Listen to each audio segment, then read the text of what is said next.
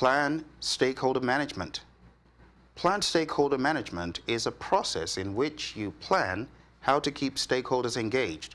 Remember, by this point, you've actually carried out one process of stakeholder management called Identify Stakeholders.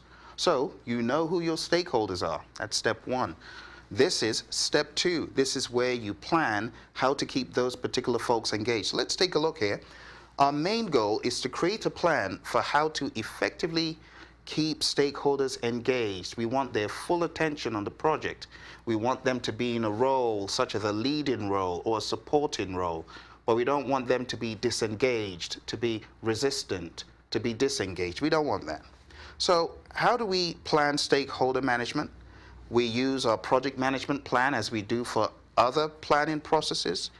We use our stakeholder register. These are the actual stakeholders that we are planning to keep engaged. So we need our stakeholder register. We also have our EEFs and our OPAs. Don't forget, take a look at the PMBOK and identify the specific EEFs and OPAs being talked about. But those are not showstoppers on the exam, so I don't lose sleep over them. I say read them once, know what they are.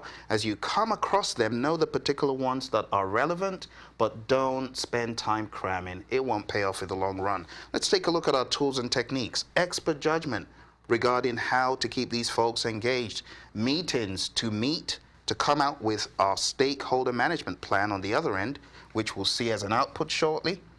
Analytical techniques used to analyze different ways of keeping these folks engaged.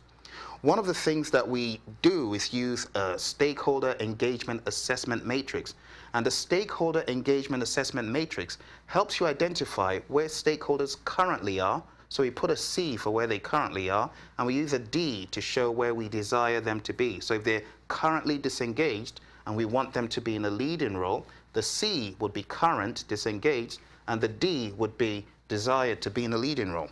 Our output, stakeholder management plan, and project documents updates, which refers to our stakeholder management plan that maps out how stakeholders need to be engaged, and project documents, any project documents such as your stakeholder register, which may need to be updated after carrying out planning of stakeholder management.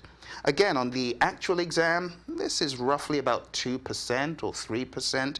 If you take a look at the processes in planning and you do a quick analysis, a worst case scenario about 2% or so.